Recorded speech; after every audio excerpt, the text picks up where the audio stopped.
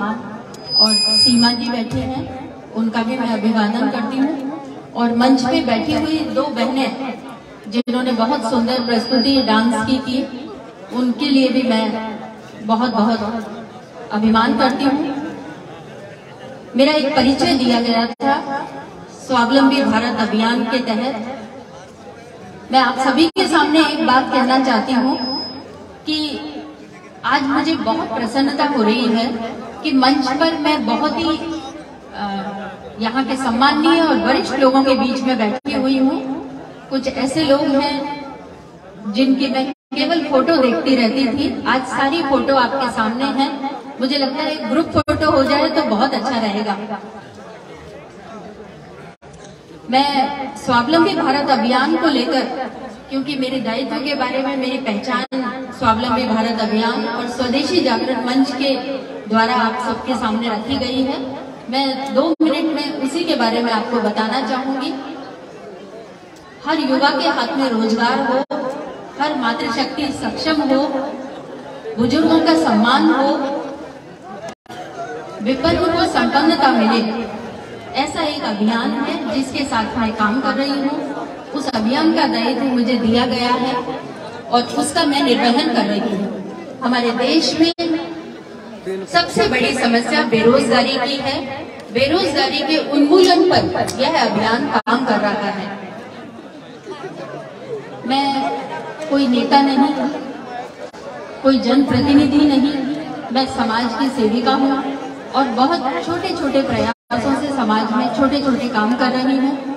जैसे स्वयं सहायता समूह का सशक्तिकरण, महिलाओं के सशक्तिकरण पर मैं काम विशेष रूप से कर रही हूँ।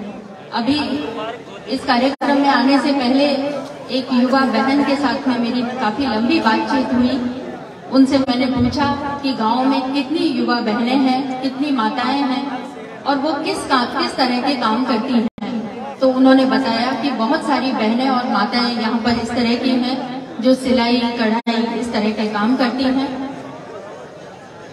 स्वावलंबी भारत अभियान का एक ही उद्देश्य है कि हर गांव स्वावलंबी बने, हर गांव की आवश्यकता गांव में ही पूरी हो जाए।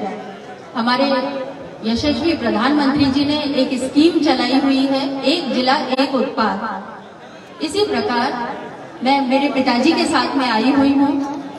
मेरे पूज्य पिताजी भी आप सभी के बीच में बैठे हुए हैं। मैं अपने माता पिता के साथ बहुत अधिक समय गुजारती हूँ और जहाँ भी मैं जाती हूँ बड़े बुजुर्गों से एक ही बात पूछती हूँ कि पहले गांव कैसे हुआ करता था, गांव में आर्थिक सिस्टम क्या होता था, गांव का फाइनेंस कैसे चलता था, गांव में आर्थिक संपन्नता के क्या क्या साधन थे। तो एक ही बात समझ में आती है कि गांव की आवश्यकता की पूर्ति गांव में ही कर दी जाती थी। यदि कपड़े सिलवाने होते थे तो गांव में ही दर्जी होता था, बाल कटवाने होते थे तो गांव में ही नाई होते थे। गांव के लोगों को बाहर जाने की आवश्यकता नहीं पड़ती थी।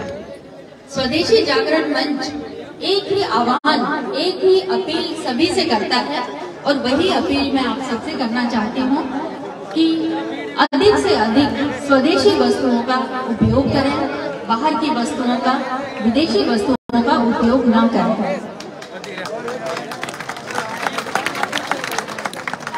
चीन, चाइना हमारे देश का दुश्मन है। हमारे देश की सेना चाइना के खिलाफ लड़ रही है, उसके विरोध में लड़ रही है। और हम यदि चाइना की बनाए हुए सामान का, वहाँ के उत्पादनों का उपयोग करेंगे तो एक तरह से हम देश के साथ गद्दारी कर रहे हैं।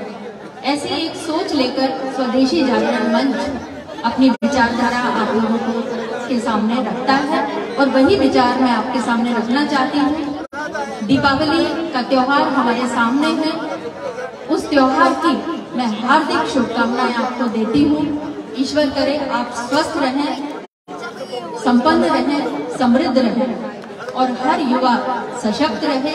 अभी निखिल भैया को मैं बहुत बहुत बधाई देना चाहती हूँ इतने अच्छे कार्यक्रम के लिए। निखिल को और उनकी पूरी टीम को खूब खूब साधुवाद, खूब बधाइयाँ। ऐसे युवा यदि हर गांव में होंगे तो निश्चित रूप से हर गांव का विकास होगा, हर गांव में युवा सशक्त होगा। और मैं चाहूंगी कि ऐसे हर गांव में युवा होंगे तो वे स्वदेशी की भावना, स्वावलंबन की भावना हर गांव में जगाएंगे और इसी तरह से हर गांव स्वावलंबी बनेगा।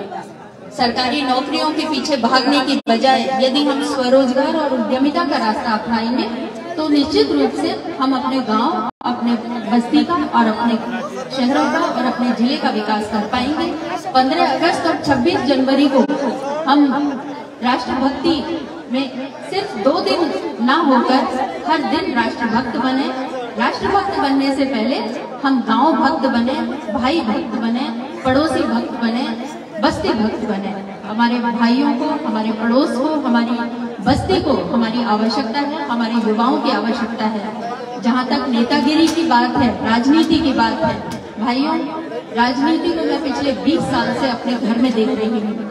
मेरी माता जी 15 साल पहले सांसद थी, यही क्षेत्र था, और 15 साल बाद फिर से वे दौसा में सांसद बनी हैं। 15 साल और 20 साल का उनका संघर्ष, उनके उतार चढ़ाव बहुत नजदीक से मैंने देखे हैं। मैं एक ही बात कहना चाहती हूँ आज मंच पर से, दीपावली की और बस्ती माता के सामने हम ये संकल्प लें। हमारे मंच पर बैठे हुए सभी जनप्रतिनिधि भाइयों से, बहनों से मैं एक ही बात कहना चाहूंगी कि राजनीति करेंगे, राजनीति करें, लेकिन अपने संस्कार, अपनी नैतिक मूल्यों को सब सर्वोपरि रखकर करें। माताओं बहनों का सम्मान करते हुए हम राजनीति करें। जो भी आगे जनप्रतिनिधि बनेगा या जो भी आगे जिसको भी मौका मिले वो और उसके साथ में बैठे हुए सभी लोग संगठित प्रयास करें, सामूहिक प्रयास करें, तभी हमारी बस्ती की उन्नति होगी, हमारे गांवों की उन्नति होगी। मैं भाई शिवराज जी को क्योंकि उनका कल परसों उनका जन्मदिन था, मैं उनको शुभकामनाएं देती हूँ। थोड़ा देर से ही सही, लेकिन ईश्वर आपको बहुत अच्छा स्वास्थ्य दे, और मैं इन्हीं शुभकामनाओं के साथ यही शुभकामनाएं मैं आप सबको देना चाहूंगी कि बहुत अच्छे स्वास्थ्य के साथ एक स्वदेशी दिवाली, एक दिया सैनिकों के नाम भी जलाएं, एक दिया स्वावलंबन का भी जलाएं। मैं आखिर में आप सबसे एक ही बात कहना चाहूंगी कि अपने अपने घर के धंधे संभालें। युवाओं से एक ही बात कहना चाहूंगी, पहले अपने कंधे मजबूत करें, फिर अपने कंधों पर किसी को बिठाएं। निखिल भैया के लड़का जी के सामने खड़े हैं, उनसे मेरी बहुत लंबी चर्चा हुई है युवाओं को लेकर। उसी के पृष्ठभूमि में मैंने ये बात बोली है, निखिल जरूर समझ गए होंगे कि। और दूसरी बात, हर युवा को ये पता होना चाहिए कि नेतागिरी करेंगे लेकिन विकास के साथ। नेताओं का साथ देंगे, लेकिन हर नेता का साथ दीजिए, लेकिन विकास के साथ दीजिए। गांव को सर्वोपरि रखिए, अपनी बस्ती को सर्वोपरि रखिए, माता पिता का सबसे पहले सम्मान करिए, माता पिता के पारंपरिक बंधों का सबसे पहले सम्मान करिए, उसके बाद नेताओं का भी आप सम्मान करिए, उनके पीछे भी जाइए, उनके भी काम करिए, कोई दिक्कत नहीं है। लेकिन सबसे पहले स्वयं के कंधे मजबूत करना बहुत आवश्यक है। सभी जनप्रतिनिधियों से मैं यही अपील करते हुए और दीपावली की हार्दिक शुभकामनाएं देते हुए अपनी वाणी को विराम देती हूँ और बस्ती माता को प्रणाम करती हूँ। धन्यवाद।